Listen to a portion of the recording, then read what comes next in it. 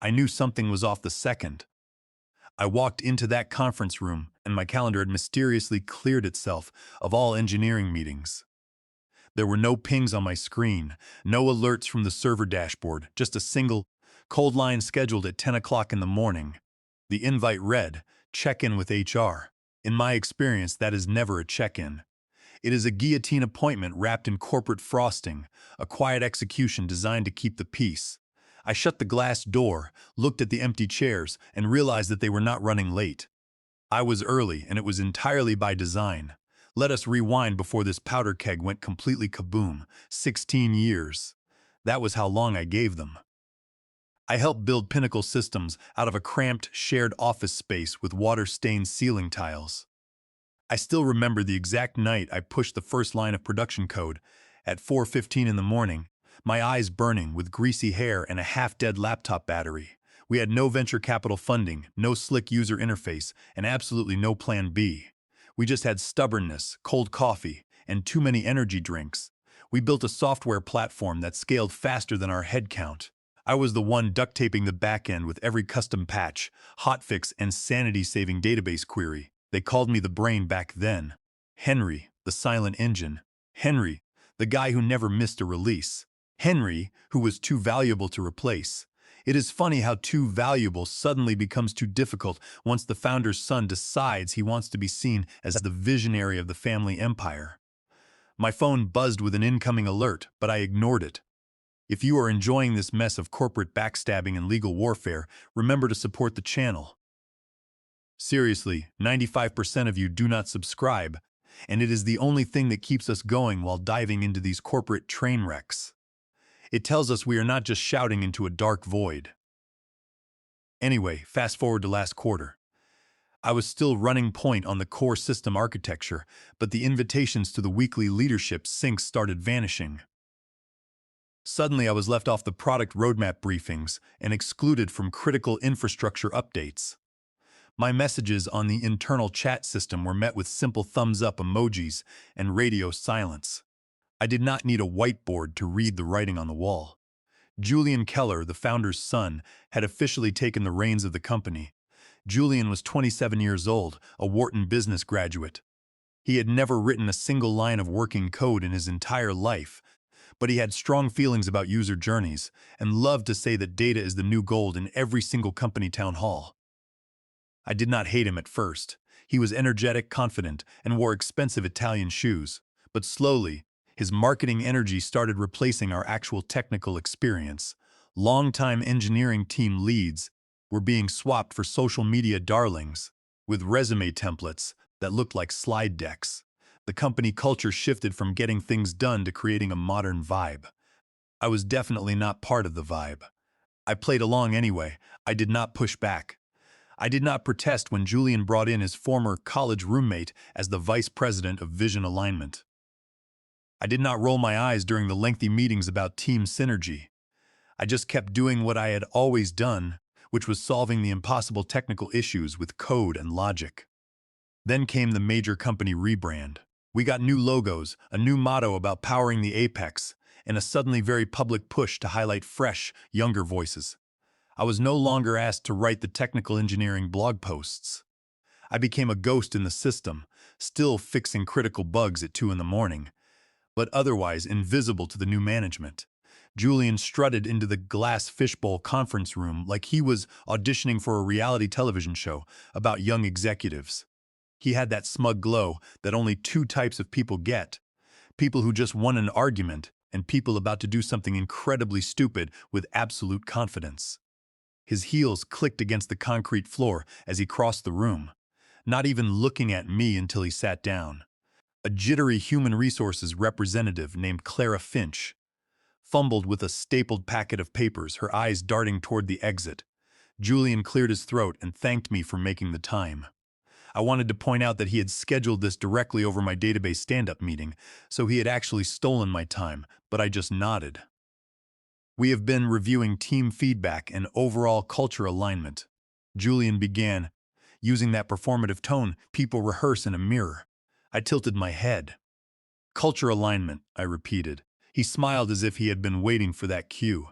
There have been consistent concerns about your adaptability, Henry.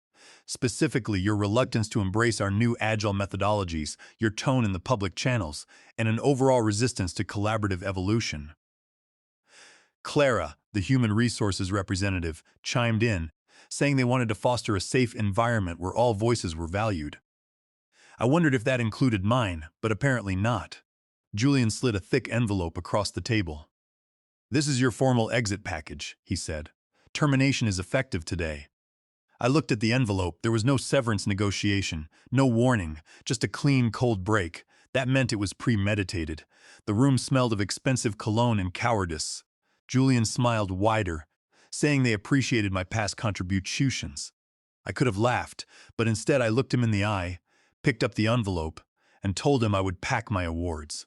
There were no tears, no begging, and no grand speeches about my 16 years of loyalty. I walked out through the office, past the engineers who avoided my gaze, and went to my desk. I packed 2 glass awards, a photo of the original team, and a stress ball. I left my security badge on the desk, and beside it, I placed a slim, matte black folder. I did not say a word as I walked out of Pinnacle Systems, a co-founder who knew where the keys were and had kept the receipts. Henry is out. That was the short message that hit the internal communication channels like a lit match dropped into a pool of gasoline. You could almost hear the digital panic spreading across the office. The general chat rooms fell silent, but the private direct messages turned into a flurry of activity. Everyone was suddenly desperate to know what had occurred. Some people reacted quickly, the ones who owed their jobs to Julian Keller or wanted to remain in his good graces, posting polite wishes for my future endeavors with forced emojis. A few engineers posted sad faces, but the real discussions were happening in the locked channels. The whispers were not about me leaving, they were about how fast and quiet the removal had been. There was no company announcement, no town hall, and no thank you to the co-founder. I was just gone. Julian, of course, was not going to let the silence dominate the narrative. By mid-afternoon, he scheduled an all-hands video call that had not been on anyone's schedule an hour prior. His camera was perfectly angled to show a bright background with a plant he had never watered and a shelf of unread leadership books. He smiled broadly. "Hi, everyone," he chirped. "I just wanted to take a moment to share some exciting updates." Exciting, in corporate speak, always means someone is getting pushed out. As part of our continued leadership realignment, we have made the difficult decision to part ways with Henry Foster, our former vice president of architecture. He referred to me as a former vice president, as if I had not built the foundation of the platform before he had finished high school. He thanked me briefly, then moved on to the next slide. "To move forward with our growth," he said, "we need leadership that is agile and aligned. Dead weight only slows down our velocity," and there it was. Dead weight. He did not say my name next to that phrase, but his meaning was obvious. It was clear in his tone and the smug smirk on his face, but he did not need to do so. I watched the recording of the meeting later. My phone had buzzed with a notification about it before I even made it to the parking garage. By the time I sat behind the wheel of my old sedan, the one I had never upgraded because I was too busy investing my capital into the company, I had seen enough. I did not get angry and I did not raise my voice. I opened my laptop on the passenger seat, connected to my phone hotspot, and opened the document. Article 7. There it was, the obscure clause from our original shareholder agreement from 2010. It was drafted when we were still idealistic and naive enough to think contracts were about protecting partnership. It was a clause that had been minimized in subsequent funding rounds, but never actually deleted because no one thought it would ever be relevant. The clause stated, in plain English, that the founding technical officer, defined explicitly by my name and original code contribution, could not be involuntarily terminated without the unanimous written consent of all registered investors. Not just the board of directors, not just the chief executive officer, but all registered investors. And if that unanimous consent was not obtained, immediate reversion of all core intellectual property authorizations would be triggered, resulting in a legal breach of fiduciary duty. Basically, if they pushed me out without investor permission, the rights to the core code returned to me, and the company lost the legal authorization to run the platform. I opened my email client and typed a single line to my attorney of 14 years, a sharp lawyer who had once told a judge that corporate ignorance of contract terms is not a valid defense. The subject line read, "Activate Article 7. I attached the original agreement, my intellectual property assignment, and a screenshot of Julian's public announcement. I hit the send button, shut the laptop, and stared at the gray sky. This was not the end of the story. It was just the beginning. Julian wasted no time. Less than 72 hours after my termination, he was on a stage in San Francisco presenting himself as a visionary leader. He announced that Pinnacle Systems was entering the final phase of negotiations to be acquired by Valiant Technologies. Valiant was a massive corporate data conglomerate known for buying smaller startups and cutting costs to the bone. The acquisition price was rumored to be $290 million. That was the figure being whispered in investment circles, leaked to the press, and celebrated in private chat rooms by employees who were calculating the value of their stock options. I knew it was not about the money for Julian.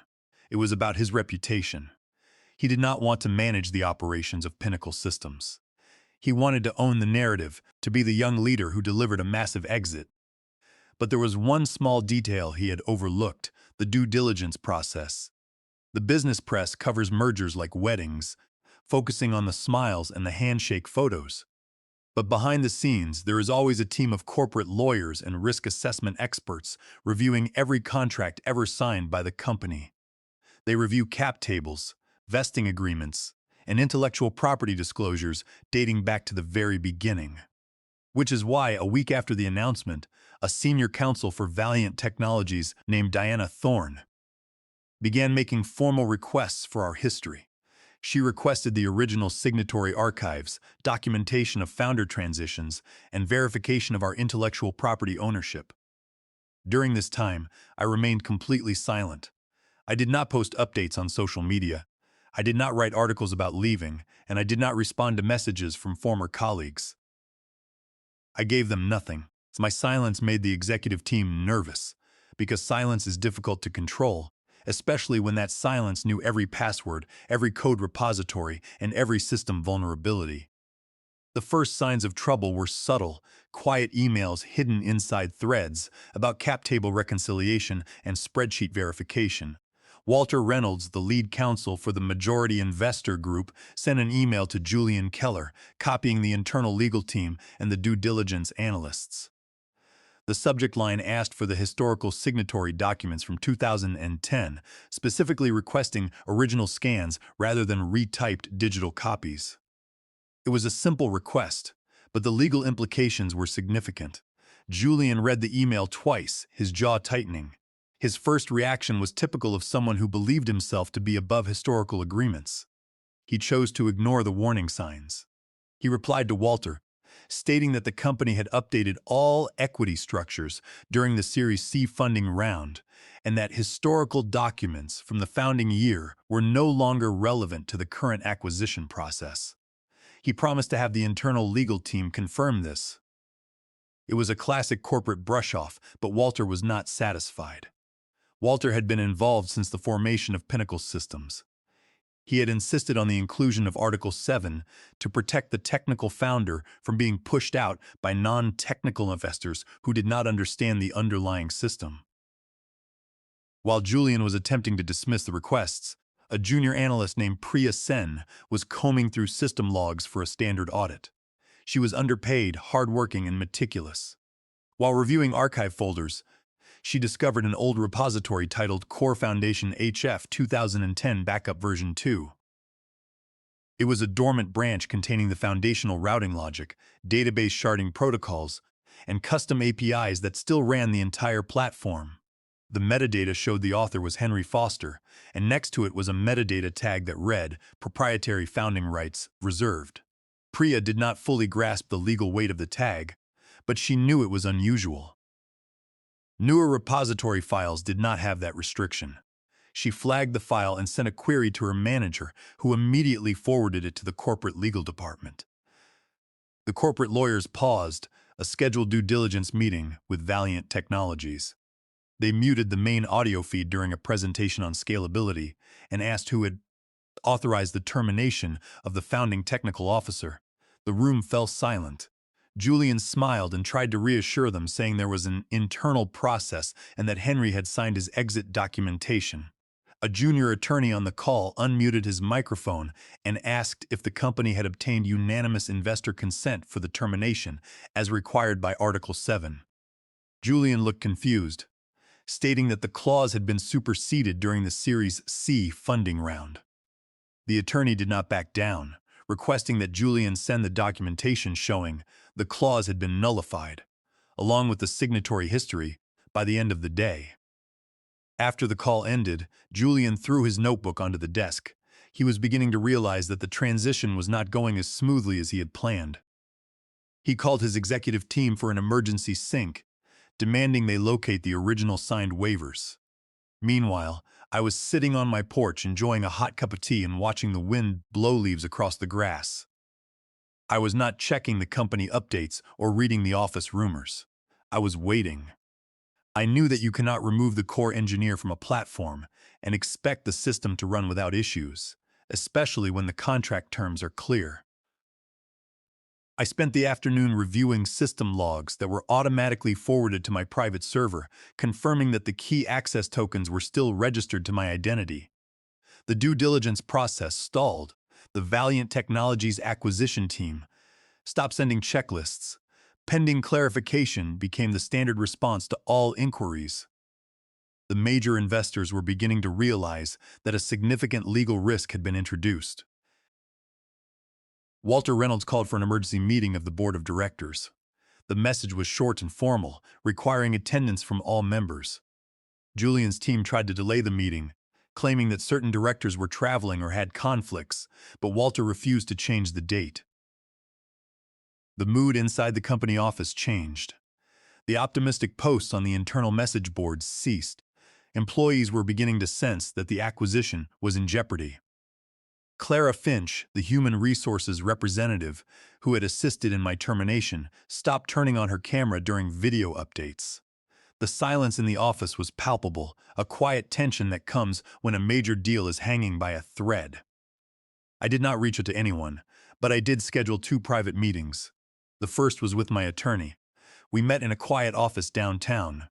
She reviewed the documents I had provided, including the original agreement, the system metadata logs, and the communication history. She told me that the company's position was weak because they had failed to obtain the required investor signatures. The second meeting was with Miles Vance, a tech journalist known for investigating corporate governance issues. I explained the timeline of events, presenting the facts without emotion. Miles took notes and observed that the executive team was going to regret trying to push me out in secret. They had expected a loud protest, but my quiet reliance on the contract terms was far more dangerous to their plans. I walked home knowing the foundation was secure. The internal memo was never supposed to be shared outside the executive circle. It was drafted by the external legal counsel of Pinnacle Systems and marked as highly confidential. It detailed the potential legal exposure and the risk of a breach of contract claim due to the termination of the founding technical officer. The document warned that if Henry Foster's termination was found to be in violation of Article 7, the intellectual property rights to the core routing software would legally revert to him. This would mean Pinnacle Systems would be operating its platform without the necessary software licenses, exposing the company to massive liability. Somehow, a copy of the confidential memo was leaked. A digital scan of the document began circulating among venture capital groups and competitor messaging boards. The news spread quickly through the tech community. The memo stated clearly that immediate review was required due to a high risk of an unenforceable dismissal and potential intellectual property disputes. It was a complete disaster for the public image of the company, showing that the leadership had ignored their own foundational rules. The consequences were immediate. A senior board member named Harvey Vance, who had been with the company since the early stages, resigned quietly without public explanation. He simply sent a short resignation email and contacted his personal financial advisor. Another board member demanded that the company provide him with personal liability coverage for any lawsuits resulting from the dispute. The chief financial officer attempted to reassure the board, but the trust had been broken. They all realized that the acquisition could collapse, leaving them with worthless stock options and massive legal bills. The financial projections they had constructed over the last 6 months were suddenly completely useless without my technical authorization. Julian began to show signs of stress. His public statements remained optimistic, but behind closed doors, he was losing the support of the leadership team. His messages to the vice president of operations were ignored, and the legal department stopped clearing his talking points. The authority he had built was beginning to crumble. He attempted to call my phone multiple times. The first call went to voicemail. The second call, from his assistant's office phone, was also declined. Finally, he sent a text message saying that we needed to speak because the situation was getting out of hand. I did not reply. Silence was my strongest asset. I spent that evening reading through old engineering manuals, completely detached from their corporate panic. While Julian was struggling to maintain control, my exit documents were delivered to Eleanor Riggs, a regulatory compliance consultant who had previously worked for the federal government auditing technology mergers. She was known for her strict enforcement of compliance standards and her ability to identify corporate fraud. She received the paperwork in a plain envelope with no return address. The documents contained annotations pointing out the procedural errors and the lack of investor consent. After reviewing the material, Eleanor flagged the Pinnacle Systems transaction for a potential regulatory audit under the Federal Technology Assets Act. This meant that even if the board resolved the contract dispute, the entire acquisition could be delayed by a federal review, which would automatically cancel the merger agreement due to time limits. The regulatory pressure was growing by the hour, and the executive team had no strategy to address it, leading to a state of near-constant panic in the executive suite. Julian was unaware of this development. He was still trying to resolve the issue with minor concessions. He even suggested creating a tribute video to honor my contributions to the company at the next town hall meeting. The communications team refused to implement the idea, and one employee leaked the suggestion to Miles Vance, the journalist, who posted a brief online comment noting that it was too late for superficial gestures when the company was facing a major crisis. Clara Finch in the HR department grew increasingly anxious, whispering to her close colleagues that she regretted being the one to hand me that termination packet, fearing she would become the next scapegoat when the investigation concluded and the board sought a sacrificial lamb to satisfy the angry investors. The boardroom was silent on Monday afternoon. Julian sat at the head of the table, flanked by his chief operating officer and the general counsel, who looked exhausted. Walter Reynolds sat opposite him, holding a thick binder containing the original 2010 agreement. Walter turned to page 73 and read Article 7 aloud to the room. The words were clear and unambiguous, requiring the unanimous consent of all investors prior to the termination of the founding technical officer. Walter looked up and pointed out that because the consent had not been obtained, the intellectual property rights had legally reverted to Henry Foster. Julian tried to argue that the clause was no longer valid, but Walter explained that a contract clause cannot be ignored simply because it is old. He stood up and stated that the company was currently operating its platform using software that it did not legally own. The chief operating officer leaned back in his chair, and the general counsel reached for a glass of water with shaking hands. The reality of the situation was finally becoming clear to everyone in the room. They had built a multi-million-dollar house on a foundation they did not own, and the landlord was standing at the door with the legal authorities behind him, ready to reclaim possession of his proprietary code. The realization that the company was operating without a valid license for its core software sent a shockwave through the boardroom. The general counsel admitted that they had no immediate technical way to replace the routing system without shutting down the platform for several months, which would destroy the acquisition deal. Julian Keller attempted to defend his strategy, arguing that he was trying to modernize the company and remove outdated personnel. He spoke of synergy, velocity, and a new vision for the enterprise, but the board members were no longer interested in corporate buzzwords. They were focused entirely on the survival of the business and their fiduciary duties under corporate law.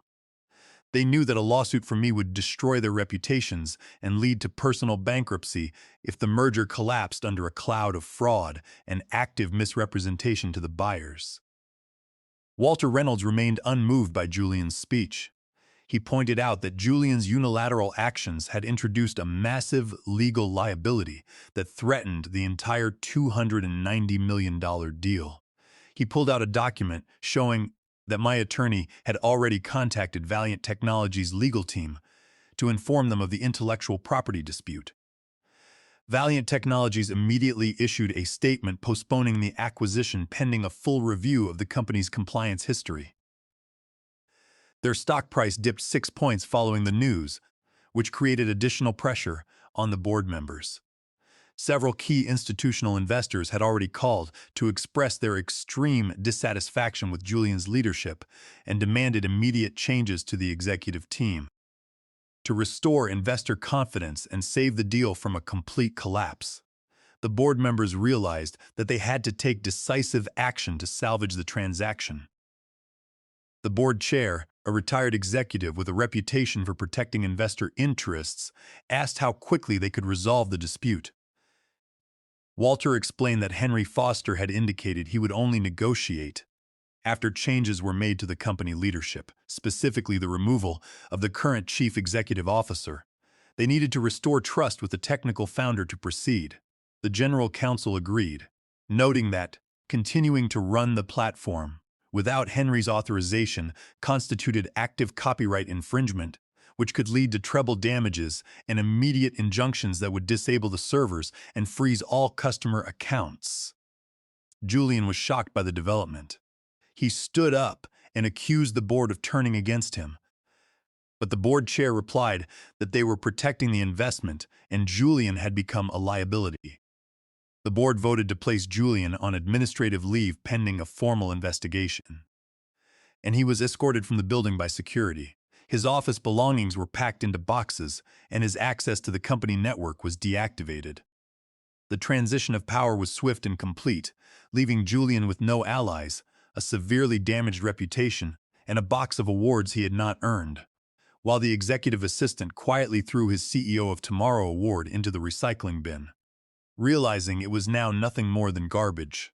The next morning, the board chair sent an email to my attorney requesting a formal meeting to renegotiate the licensing terms for the core software. The email was polite and professional, expressing a desire to find a mutually beneficial solution. I read the message while sitting in my kitchen, drinking a cup of coffee. I replied with 3 words, "Pack your words," and closed my laptop. I was in no hurry to resolve their crisis, knowing that every hour of delay increased their desperation and decreased the value of their negotiation position. 20 minutes later, Valiant Technologies sent a revised buyout proposal. They offered to purchase my shares for 3 times the original valuation, along with a permanent licensing royalty for the use of the core software and an optional advisory role with the new entity. The offer was clean, with no restrictive covenants or liability releases for Julian. It was a total victory for the technical foundation of the company. I did not rush to sign the agreement. I let the offer sit for a few hours, enjoying the quiet of my house. For 16 years, I had worked in the background, building the platform while others claimed the credit. Now, the system had returned to my control, and its value was greater than ever. I watched the afternoon sun slant across the kitchen floor, feeling the deep satisfaction of patience rewarded. When I finally signed the legal document, the ink flowing smoothly onto the paper, I felt a profound sense of closure. The 16 years of silent work, the sleepless nights, and the stressful releases had finally resolved into a secure legacy, free of corporate politics. I signed the paperwork, walked to the window, and looked out at the city, knowing that the foundation I built would stand long after the current leadership was forgotten. The final paperwork was signed later that afternoon. The acquisition proceeded under the new terms, with the board confirming the leadership changes.